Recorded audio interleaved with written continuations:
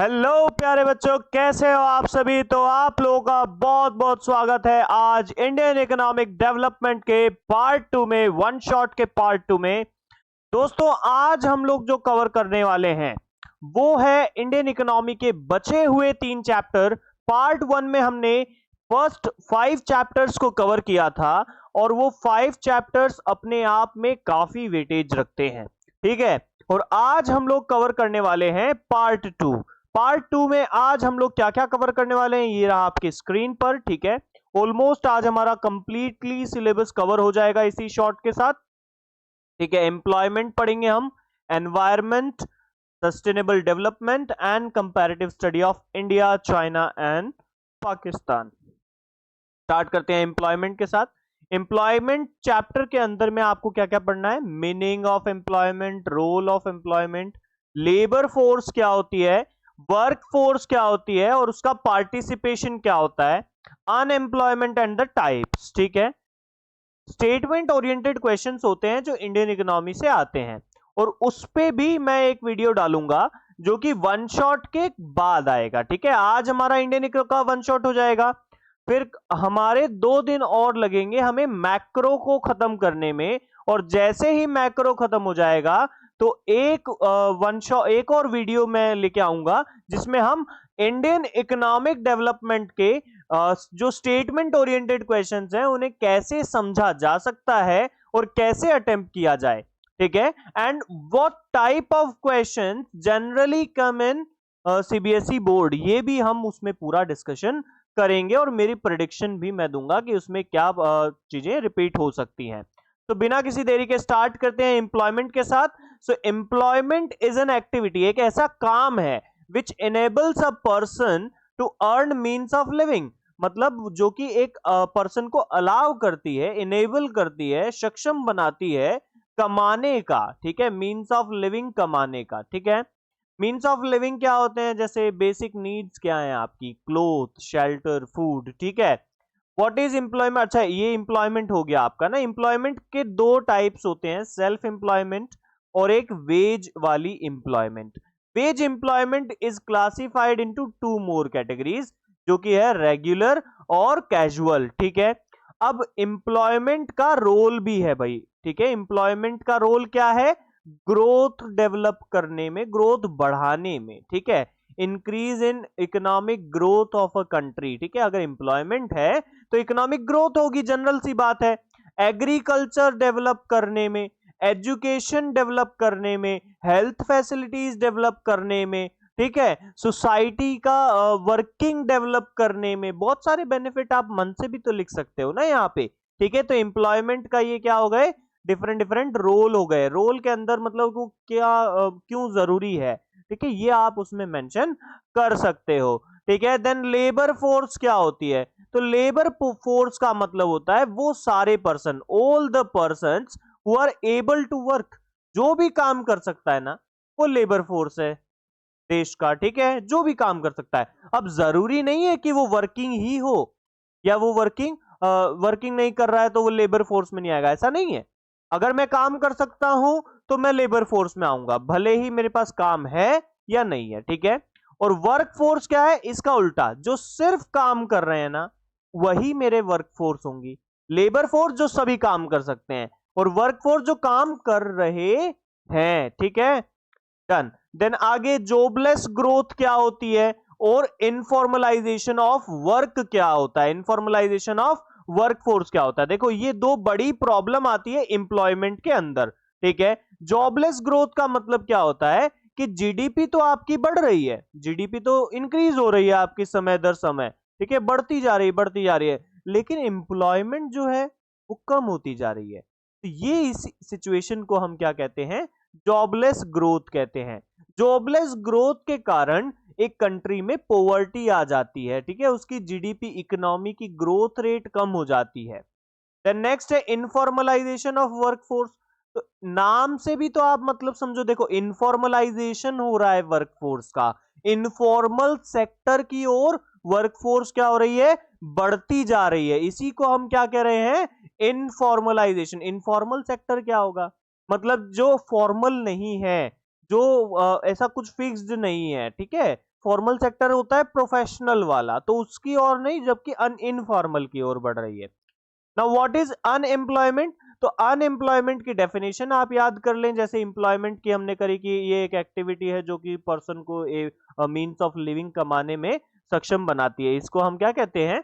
Employment कहते हैं। तो ऐसे ही अनएम्प्लॉयमेंट भी एक ऐसी सिचुएशन है जहां पे एक पर्सन वर्क करने के तो एबल है, लेकिन वर्क उसको मिल नहीं पाता है।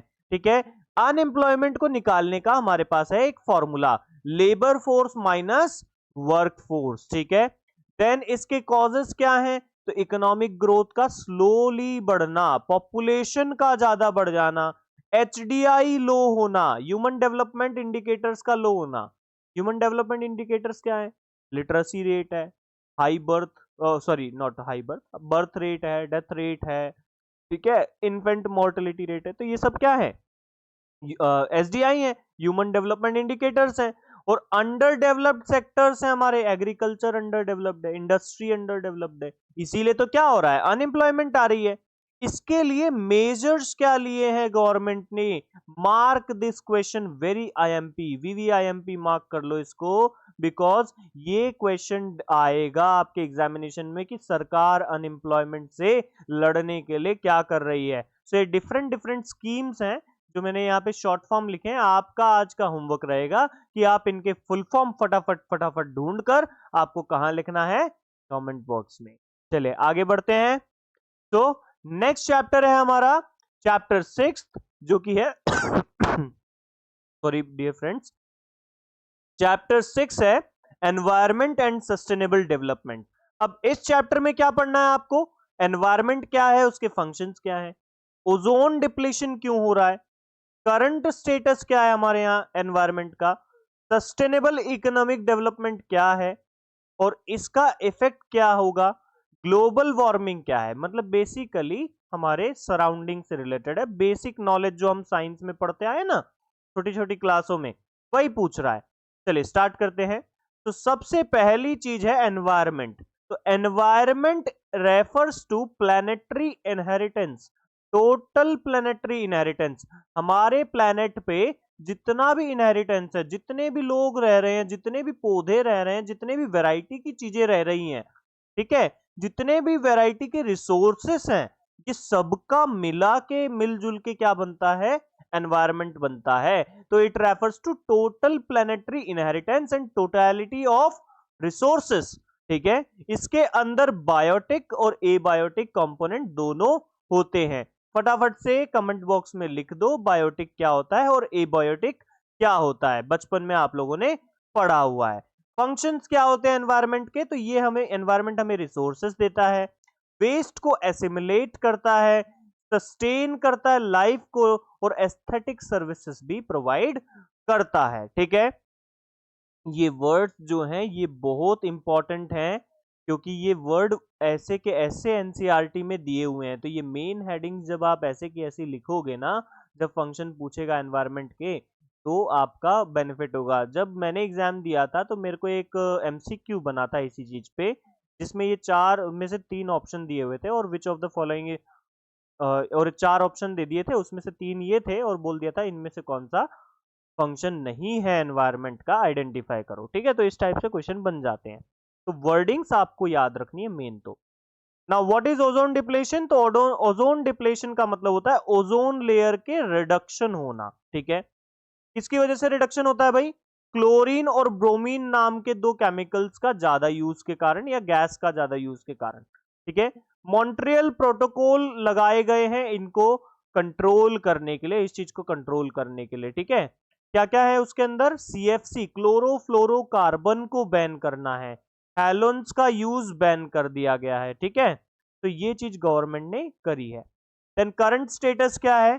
सो भारत का पर कैपिटा जो फॉरेस्ट लैंड है वो है 0.06 हेक्टेयर, और होना कितना चाहिए? 0.47 हेक्टेयर। मतलब हम कितना पीछे चल रहे हैं दोस्त, देखो 47 चाहिए और 6 है, मतलब कितना पीछे, 41 पॉइंटर्स पीछे हो आप। ठीक है, मेजर एयर पॉल्यूशन चल रही है हमारे भारत में, बहुत ज्यादा एयर पॉल्यूशन चल रही है। One of the 10th most industrialised Nations में आ रहा है, मतलब इतनी इंडस्ट्रीज हो गई हैं कि ये देखो, एक तरीके से तो बहुत अच्छी बात है कि बहुत इंडस्ट्रीज है, एम्प्लॉयमेंट होगा, इकोनॉमी बढ़ेगी, लेकिन एनवायरनमेंट का क्या? आप कमा लोगे, सब कर लोगे, लेकिन रह ही नहीं पाओगे तो कैसे फायदा उसका? ठीक है। Then next, sustainable development. तो सस्टेनेबल डेवलपमेंट क्या होती है? रिसोर्सेस को ऐसे यूज करना कि वो फ्यूचर जनरेशन को भी क्या हो जाए, अवेलेबल हो जाए। तो इसके लिए स्ट्रैटेजीज क्या है, ये इंपॉर्टेंट है। ठीक है, गवर्नमेंट क्या स्ट्रैटेजीज यूज करती है? तो non conventional source of energy use करती है, बायो कंपोस्ट यूज करती है, गोबर गैस का यूज बढ़ा दिया है, ट्रेडिशनल एक्टिविटीज बढ़ा दी गई हैं सस्टेनेबल डेवलपमेंट करने के लिए। Now next, what is global warming? ठीक है दोस्त, नेक्स्ट क्या है अब हमारा? ग्लोबल वार्मिंग क्या है? ठीक है, तो व्हाट इज ग्लोबल वार्मिंग पे और हम आ गए हैं। ठीक, चलते हैं। तो ग्लोबल वार्मिंग का मतलब होता है टेम्परेचर में इंक्रीज हो जाना। ग्लोबल वार्मिंग का मतलब क्या है दोस्त? टेम्परेचर में इंक्रीज हो जाना। किसकी वजह से? ग्रीन हाउस गैसेस की वजह से। ठीक है, देखो यहाँ पे थोड़ा सा कुछ ग्लिच हुआ है। ठीक है, समझते हैं हम। गैसेस, जैसे जो ये ग्रीन हाउस गैसेस है, तो उसमें कौन सी गैसेस आ रही है वो हम देख लेते हैं। तो ग्रीन हाउस गैसेस में जैसे CO2 वगैरह आ जाती हैं। ठीक है, और साथ ही साथ इसके कारण क्या है? ठीक है, सॉरी। तो इसके बेसिक कारण है कि हम रिसोर्सेस का एक्सप्लॉइटेशन करते हैं, रिसोर्सेस कम हो रहे हैं, डिप्लीटेड रिसोर्स हो रहे हैं, रिसोर्सेस की अवेलेबिलिटी कम होती जा रही है, रिसोर्स का सब्स्टिट्यूशन जो है वो हम सही से ढूंढ नहीं पा रहे हैं। ये सब क्या हो रहा है? ये सब प्रॉब्लम हो रही है ये सारे इफेक्ट हैं जो कि नेचर पे आ रहे हैं। ठीक है, और इसी के कारण क्या होता है, ये सारी चीजें देखने को मिलती है, जैसे ओजोन डिप्लेशन है या ग्लोबल वार्मिंग है। ठीक है, इस चीज का आपको ध्यान रखना है। नाउ आगे हम बढ़ते हैं नेक्स्ट चैप्टर की ओर, जो कि है कंपैरेटिव स्टडी। ये चैप्टर अपने आप में बहुत ज्यादा इंपॉर्टेंस रखता है, बिकॉज बोर्ड इसको 8 मार्क्स का वेटेज देता है। ठीक है, इतना वेटेज क्यों है भाई इसका? 40 में से 8 मार्क्स हो गए इसके अकेले के। ठीक है, तो इसका वेटेज इतना इसीलिए है क्योंकि इस चैप्टर के अंदर बहुत सारे फैक्चुअल इंफॉर्मेशन है जो आपको याद करना होगा, और टैब्यूलर बेस्ड क्वेश्चन आएगा आपका इस पे। ठीक है, क्या क्वेश्चन आएगा वो भी दिखा दूंगा मैं। चलो फटाफट से चलते हैं। इस चैप्टर में आपको सबसे पहले पढ़ना है डेवलपमेंटल पाथ क्या थे तीनों देशों के, तीनों देशों ने क्या क्या स्टेप लिए थे डेवलपमेंट के लिए आजादी होते ही। तो आजादी हुई कब थी? 1947 भारत की, 1947 पाकिस्तान की, 1949 में रिपब्लिक हुआ था China. Then first 5 year plan कब आया? 1951 में। इधर कब आया? 1956 में। इधर 1953 में। ये याद करना पड़ेगा और इस पे MCQ भी बन जाता है। भारत ने मिक्स्ड इकोनॉमी अपनाई, मतलब दोनों, सरकार भी चलाएगी और प्राइवेट सेक्टर भी चलेगा। पाकिस्तान ने भी मिक्स्ड इकोनॉमी अपनाई, मतलब सरकार भी प्राइवेट भी। लेकिन चाइना ने कमांड इकोनॉमी चलाई, मतलब सरकार कमांड करेगी, ओनली पब्लिक सेक्टर। ठीक है, इकोनॉमिक रिफॉर्म्स कब आए? तो 1991 में भारत में आया, पाकिस्तान में 1988 में आ गया था, और उससे भी पहले चाइना में 1978 में आ गया था। ठीक है, तो China is ahead in getting economic reforms in their country. Now developmental strategy क्या है दोस्त? डेवलपमेंट करने के लिए क्या स्ट्रेटजी की? तो अभी तक यही हम डिस्कस करते आ रहे थे भारत में, कि भारत में क्या हुआ, 5 ईयर प्लान बना, ये किया वो किया, प्लानिंग कमीशन लगा दिया। ठीक है, फिर रिफॉर्म्स ले आए, उसमें क्या क्या प्रॉब्लम आई, ह्यूमन कैपिटल फॉर्मेशन कर रहे हैं जब से, रूरल डेवलपमेंट में क्या प्रॉब्लम आ रही है, क्या सुधार करना है, पॉवर्टी से कैसे डील करना है, अनएम्प्लॉयमेंट से कैसे डील करना है, ये सब पढ़ते आए हम। और अब हम आगे बात कर लेते हैं कि पाकिस्तान ने क्या किया। तो पाकिस्तान ने टैरिफ इंप्लीमेंट कर दिया, टैक्सेस लगाए, इंपोर्ट कंट्रोल कर लिया। जैसे हमने इंपोर्ट सब्स्टिट्यूशन किया, इन्होंने इंपोर्ट कंट्रोल किया, मतलब बाहर से अब ये कम चीजें मंगाएंगे। 1970 में इन्होंने जितनी भी कैपिटल इंडस्ट्रीज थी, कैपिटल गुड इंडस्ट्रीज थी, उन सभी को नेशनलाइज कर दिया। 1988 में इन्होंने स्ट्रक्चरल रिफॉर्म्स लेके आए। चाइना ने अब ऐसा क्या किया कि चाइना इतना अहेड चला गया हमसे? तो चाइना के पास था वन पार्टी रूल, तो पूरा गवर्नमेंट कंट्रोल था। तो इन्होंने सबसे मेजर चीज करी GLF। ठीक है, ग्रेट लीप फॉरवर्ड कैंपेन करके इसका फुल फॉर्म है। 1958 में ये पॉलिसी आई इसने क्या किया, इंडस्ट्रियलाइजिंग बढ़ा दी। मतलब जो लोग एग्रीकल्चर में थे उनको भी बोला भाई आप इंडस्ट्री के लिए जाओ, ठीक है, इंडस्ट्री को प्रमोट किया, बहुत ज्यादा प्रमोट किया। देन नेक्स्ट इनकी जो थी वो थी ग्रेट प्रोलेटेरियन कल्चरल रेवोल्यूशन, 1966 से 76 में था ये। इसमें इन्होंने क्या किया, इन्होंने एक और बहुत दिमाग लगा लिया जो हम लोग नहीं लगा पाए। इन्होंने अपने स्टूडेंट्स को, अपने जितने भी वहां के देश के प्रोफेशनल्स हैं जैसे टीचर्स, डॉक्टर्स, इंजीनियर्स, सबको फंड दिया और दूसरे देश भेज दिया चाइना ने, जाओ सीख के आओ, और सीख के आओ और वापिस यहाँ हम अपने देश के लिए क्या करो, डबल मेहनत से काम करो। तो ये जो था ये इनका सबसे इंपॉर्टेंट स्टेप था अपने आप को डेवलप करने का, ठीक है। देन कम्यून सिस्टम चालू किया। कम्यून सिस्टम क्या होता है दोस्त, तो कम्यून सिस्टम में कलेक्टिव लैंड होल्डिंग्स बना लेते हैं। जो फार्मर छोटे छोटे लैंड पे अलग अलग कर रहे थे, अब वो सबने कलेक्टिव फार्मिंग करना स्टार्ट कर दिया, दैट इज कम्यून सिस्टम। एसईजेड्स बनाने चालू कर दिए थे इन्होंने बहुत पहले से ही। एसईजेड क्या होते हैं, स्पेशल इकोनॉमिक जोन, ठीक है। भारत में भी अच्छा एशिया का सबसे बड़ा एसईजेड माना जाता है पिथमपुर, जहां पे मैं रहता हूं, ठीक है। तो we have to proud for that कि हमारे पास बहुत अच्छे अच्छे एसईजेड्स भी हैं, ठीक है। चलिए आगे बढ़ते हैं। नाउ नेक्स्ट चीज जो हम देखेंगे वो देखेंगे हम डेमोग्राफी, तीनों देशों की डेमोग्राफी का क्या अंतर है। तो population wise India is winning guys, very good, ठीक है। पाकिस्तान थर्ड नंबर पे, चाइना सेकंड नंबर पे। डेंसिटी के मामले में, डेंसिटी क्या होती है कि मतलब 1 किलोमीटर स्क्वायर के एरिया में कितने लोग रह रहे हैं, तो इंडिया इज वेरी हाई कि 1 किलोमीटर स्क्वायर में कम से कम 455 लोग रह रहे हैं। पाकिस्तान मिड पे है, 275 लोग रह रहे हैं। एंड चाइना के पास लैंड बहुत ज्यादा है इसीलिए वो लो पर है, 148 लोग ही रह रहे हैं, ठीक है। ग्रोथ, पॉपुलेशन ग्रोथ के मामले में देख लेते हैं। तो China is at very low, इसका रीजन है वन चाइल्ड पॉलिसी। ये इस पे क्वेश्चन बनेगा दोस्त, वन चाइल्ड पॉलिसी क्या थी, उसका इंपैक्ट क्यों हुआ, कैसे हुआ, ठीक है। तो वो वन चाइल्ड पॉलिसी उन्होंने पॉपुलेशन कंट्रोल के लिए सोची थी, लेकिन उससे क्या हो गया, पॉपुलेशन ग्रोथ तो कम हुई हुई, यूथ भी कम हो गई भाई चाइना में। अब वो यूथ के लिए मर रहे हैं कि यंगस्टर्स नहीं है हमारे पास। देन भारत में मीडियम है, ठीक है, 1.01% के साथ में, लेकिन पाकिस्तान में ये बहुत हाई रेट पे है, and you all know the reason, ठीक है। चलो नेक्स्ट है सेक्स रेशियो। तो सेक्स रेशियो होता है कि पर 1000 मेल्स पर कितनी फीमेल्स हैं। तो पाकिस्तान में दोस्तों ये है 947, ठीक है, अच्छा रेशियो है ये, ठीक है।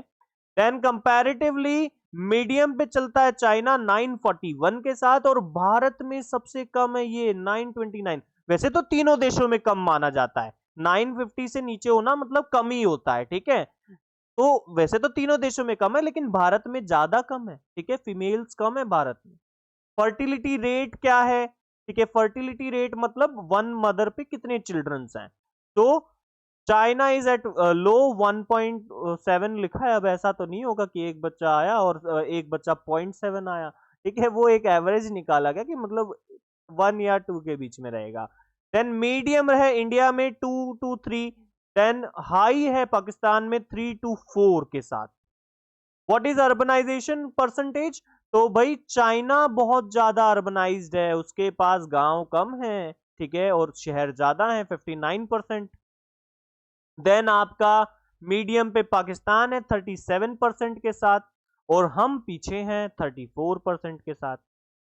अच्छा ये पीछे होना क्या नुकसानदायक है, तो मैं कहूंगा नहीं, इसमें पीछे होना हमारे लिए अच्छा है। शायद अर्बनाइजेशन कम है, गांव से जुड़े हुए लोग हैं यार, हैं, और गांव से जुड़े हुए लोग टूटते नहीं है, कमजोर नहीं होते हैं, क्यों, सही है। कमेंट बॉक्स में भर दो फटाफट आंसर। नाउ इस पे तो क्वेश्चन आने वाला है, इसको कर लो आईएमपी मार्क फटाफट से। जीडीपी एंड सेक्टर कंट्रीब्यूशन, ठीक है, ये टेबल बना के दे देगा और आपसे पूछेगा कुछ ना कुछ उस पे स्टेटमेंट बेस्ड, ठीक है। सो इंडिया की जीडीपी 5.7 थी 80-90 में, और 2015-17 में 7.3 है। चाइना 10.3 पर था 80-90 में, और अब 6.8 पर है।